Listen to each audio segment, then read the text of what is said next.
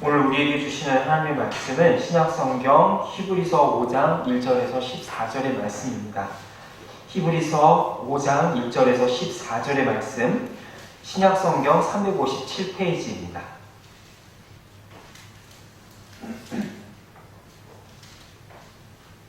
저와 여러분이 한 절씩 읽은 후에 마지막 절은 함께 읽겠습니다. 대제사장마다 사람 가운데서 택한 자이므로 하나님께 속한 일에 사람을 위하여 예물과 속죄하는 제사를 드리게 하나니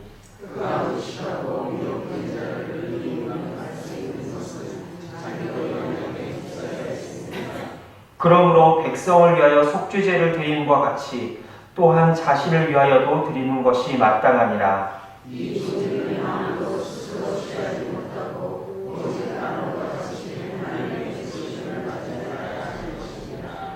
또한 이와 같이 그리스도께서 대제사장 되심도 스스로 영광을 취하심이 아니요 오직 말씀하시니가 그에게 이르시되 너는 내 아들이니 내가 오늘 너를 낳았다 하셨고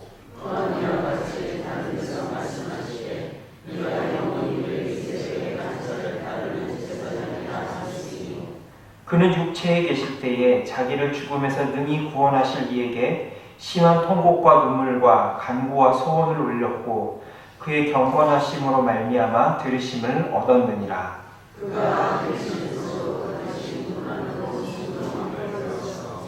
온전하게 되셨은즉 자기에게 순종하는 모든 자에게 영원한 구원의 근원이 되시고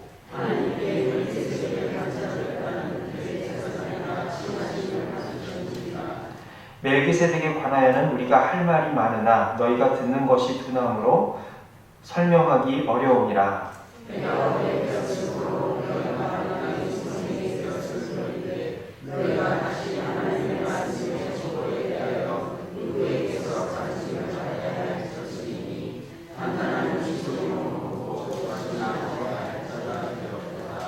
이는 젖을 먹는 자마다 어린아이니 의의 말씀을 경험하지 못한 자요 단단한 음식은 장성한 자의 것이니 그들은 지각을 사용함으로 연단을 받아 선악을 분별하는 자들이니라. 아멘.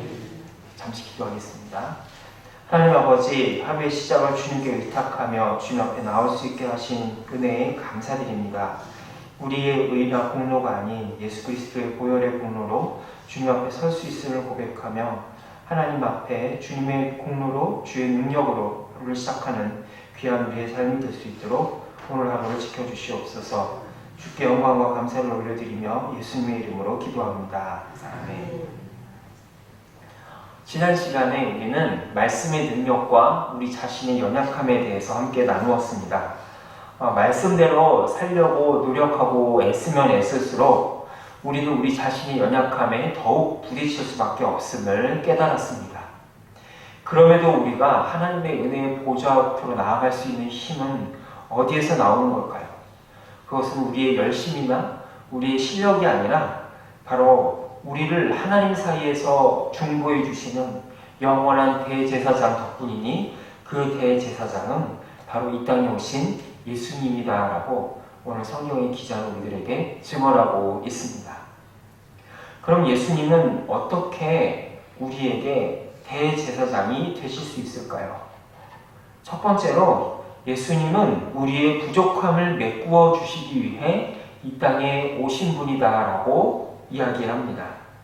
오늘 말씀을 2절을 보면 제사장이 되는 조건이 뭐냐? 바로 연약한 사람들 중에서 뽑으라고 말씀해 주고 있습니다. 그러니까 대제사장이 사람들을 대신해서 하나님을 위하여 중보 역할을 하고 제사를 드릴 수 있는 그 근거는 이유는 뭐냐? 자기도 연약한 사람이기 때문이다라는 것이죠. 대제사장 자신도 인간의 연약한 본성을 지니고 있기 때문에 다른 모든 인간들을 대표해서 대신해서 하나님께 제사를 올려드릴 수 있는 대제사장이 된 것입니다. 이렇게 구약의 제사장은 사람의 편에서 사람들을 대신해서 하나님께 나아가서 제사를 올리는 역할을 수행하는 사람입니다. 그런데 그 제사장에게 있어서 가장 중요한 덕목 중에 하나가 뭐냐? 바로 자신에게 제사를 의탁하러 온 그 사람의 연약함에 대해서 공감해주고 나도 그런 너와 똑같은 연약함을 가지고 고통을 가지고 있고 공감해주는 것이다 라는 것이죠. 예수님은 왜 사람으로 이 땅에 오셨을까요? 그 이유를 오늘 7절에서 9절 상반절에서는 이렇게 이야기합니다.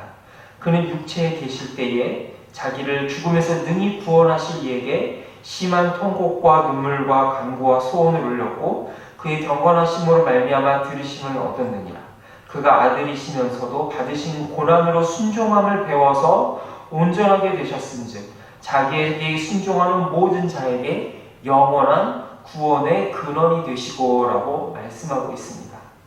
예수님이 아무리 하늘 아버지의 성부 하나님의 외아들이요 성자 이위의 하나님이시지만 그분이 우리를 위해 제사장 직분을 수행하기 위해서는 예수님 역시 모든 인간을 대표하는 또 다른 인간이 되지 않으면 안 되었다는 것입니다.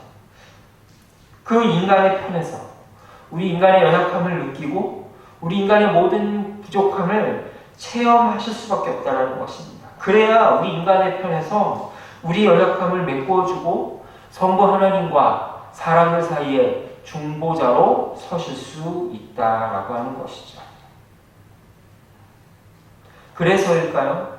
사람들은 인간으로 오신 예수님을 구세주로 인정하지 않았습니다.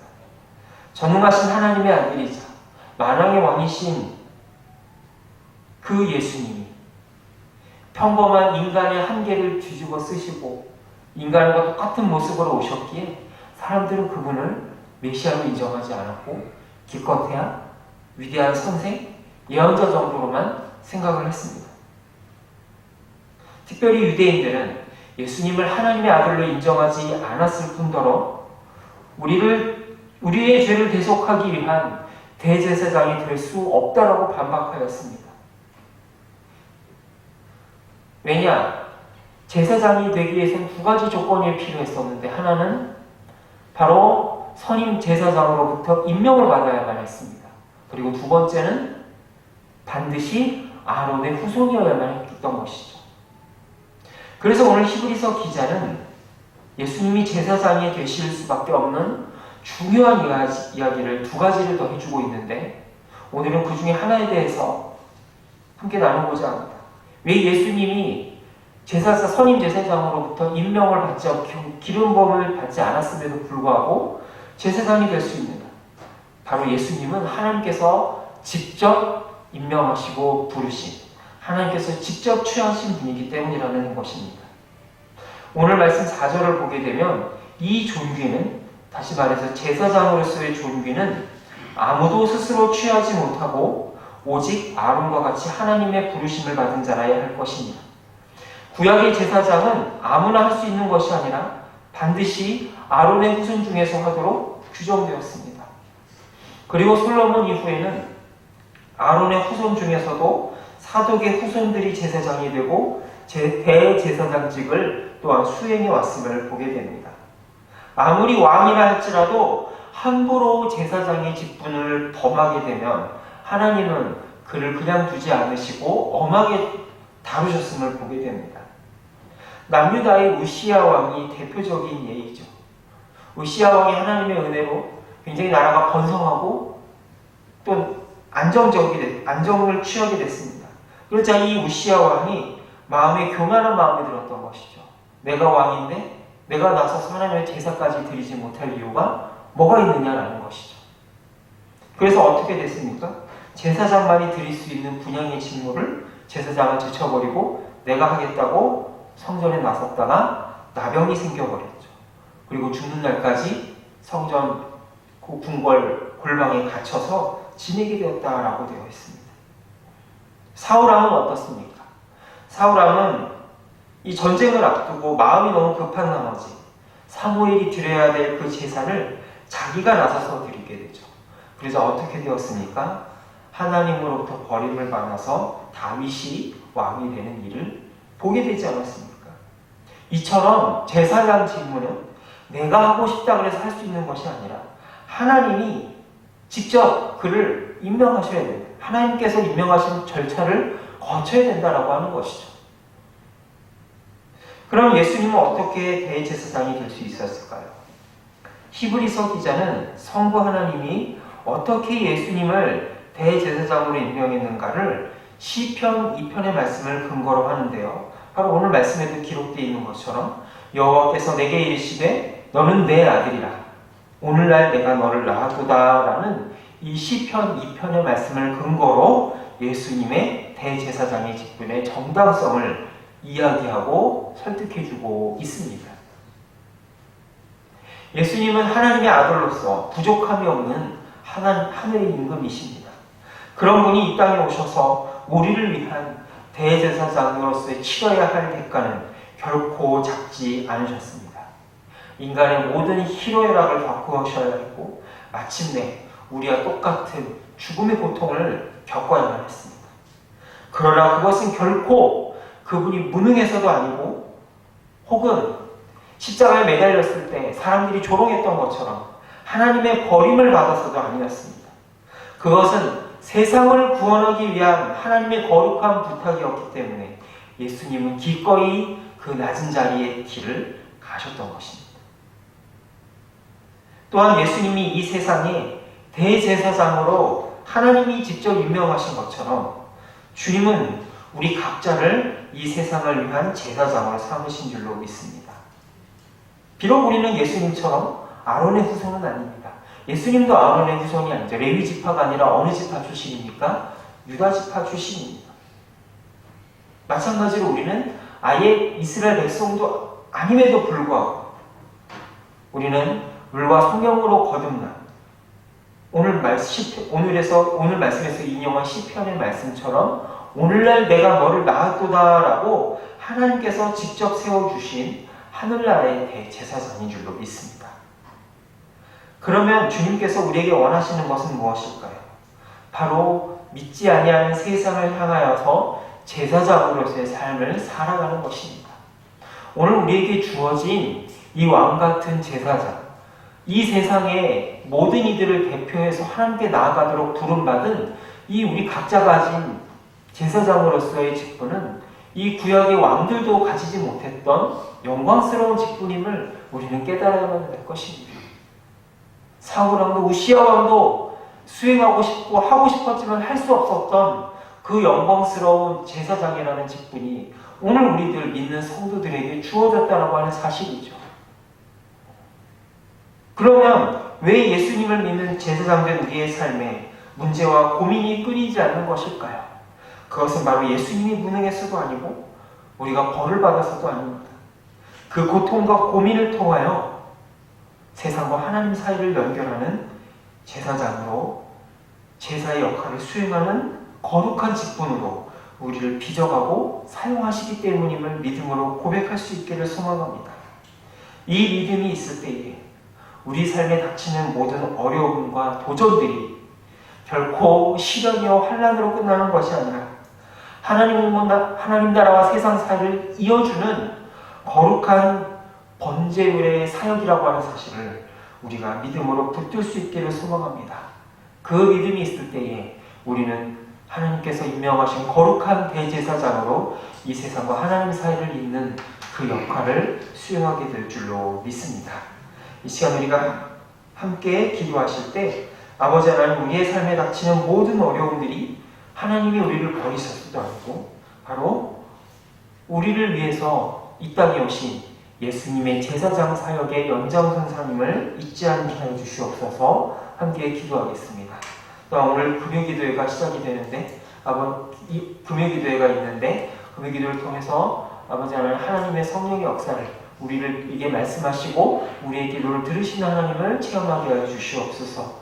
또한 오늘 개강하는 목자회를 위해서 기도해 주시기 바랍니다. 목자들이 다시 한번 하반기를 맞이해서 새로운 사명감과 믿음으로 시작할 수 있도록 제가 함께 기도하겠습니다.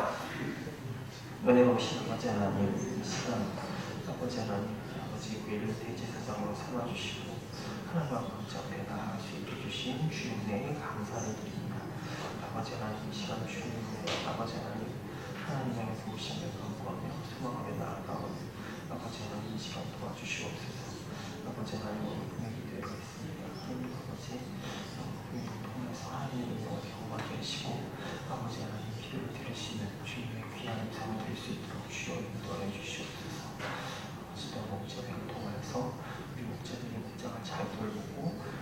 섬길 수 있는 은혜를 주시기를 소망하며 기도하오니 하나님 아버지 시간에 역사해 주시고 인도해 주시옵소서.